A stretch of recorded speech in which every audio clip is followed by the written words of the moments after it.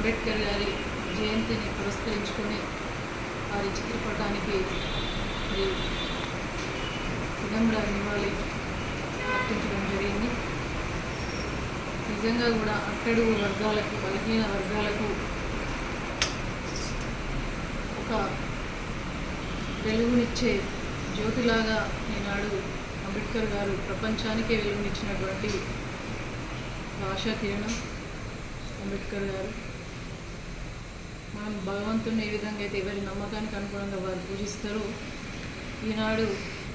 మనం అందరం కూడా ఇంత స్వేచ్ఛగా ప్రతి ఒక్క హక్కును పొందగలుగుతున్నామంటే దీనికి అంతటి కూడా భగవంతునితో సమానమైనటువంటి అంబేద్కర్ గారి రచించిన రాజ్యాంగం వల్లనే అనేది అందరూ కూడా గుర్తుంచుకొని ప్రతి ఒక్కటి కావచ్చు, ఈనాడు ప్రతి ఉద్యోగం చేసే ఉద్యోగులు కావచ్చు, అదేవిధంగా ఈరోజు ఒక మహిళగా ఈ యొక్క స్థానంలో ఉన్నానంటే దానికి అంతటికి కూడా కారణం అంబేద్కర్ గారి రచించిన రాజ్యాంగం వల్లనే ఒక మహిళ జిల్లా ప్రజా పరిషత్ తొలి చైర్మన్గా ఉండడం అనేది నిజంగా కూడా గర్వకారణం నాకు. మరి ఈనాడు అంబేద్కర్ గారు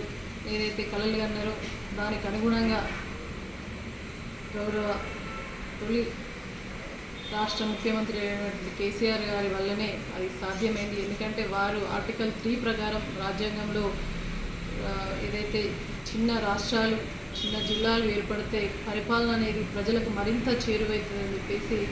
వారు అనుకున్న దానికి అనుకూలంగా ఈనాడు కేసీఆర్ గారు తెలంగాణ రాష్ట్రాన్ని వారి యొక్క ఆశయ సాధనకు అనుగుణంగా వారి మార్గదర్శకత్వంలో అంబేద్కర్ గారి అడుగుజాడల్లో తెలంగాణ రాష్ట్రాన్ని సాధించుకున్నాం. ఈనాడు కుల మత భేదం లేకుండా, లింగ భేదం లేకుండా ప్రతి ఒక్క వర్గం కూడా నా తెలంగాణ నాకు రావాలి అని చెప్పేసి ప్రతి ఒక్క గొంతు చించుకున్నది అని అంటే దానికి అంతటి కూడా అంబేద్కర్ గారి స్ఫూర్తి వల్లనే ఈనాడు తెలంగాణ రాష్ట్రాన్ని సాధించుకొని మన నిధులు, మన నియామకాలు, మన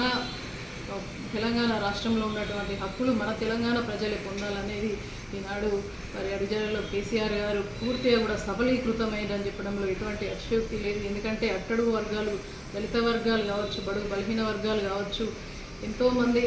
మరి వారందరికీ కూడా రావాల్సినటువంటి రిజర్వేషన్లు కావచ్చు, సమానత్వం కూడా ఎక్కడ కూడా రాకుండా పోయింది. కానీ కేసీఆర్ గారి వల్లనే మరి కింది నుంచి ఉన్నటువంటి ఆ వర్గాలను పైకి తీసుకురావాలనే ఒక ఆలోచనతోటి ఈనాడు స్థానిక సంస్థల్లో 50% రిజర్వేషన్ అయితేనేమి, అదేవిధంగా దళిత బంధు అనేటువంటి మహత్తరమైన కార్యక్రమాన్ని మరి ప్రపంచం మెచ్చే విధంగా రూపొందించి ప్రతి ఒక్క వర్గానికి న్యాయం చేయాలి. వీళ్ళు కూడా మరి ఏదైనా కూడా అట్టడుగు వర్గాలకు ఆర్థికంగా మరి ఇబ్బంది ఉంటుంది, వాళ్ళని ఒక్కసారి ఆర్థికంగా ఆదుకుంటే దానివల్ల వాళ్ళు ఇంకా కూడా రూపాంతరం చెంది వాళ్ళు ఎదిగే విధంగా దోహదపడుతుంది అనడంలో మరి వారికి కూడా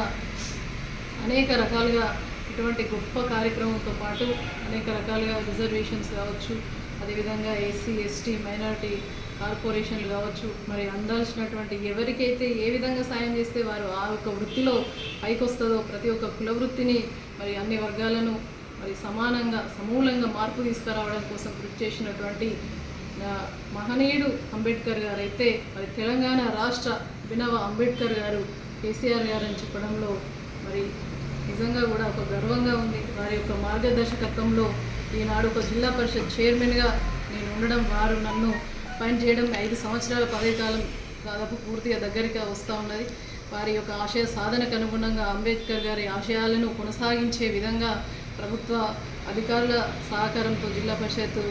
సిబ్బంది అందరి సహకారంతో, ఈనాడు ప్రజాప్రతినిధులు, జిల్లా పరిషత్ సభ్యులు అందరి సహకారంతో కేసీఆర్ గారి మార్గదర్శకత్వంలో నిజంగా కూడా ఒక మంచి పరిపాలన అందించడం అనేది ఒక సంతృప్తి ఉన్నదంటే అది కేవలం అంబేద్కర్ గారి వల్లనే.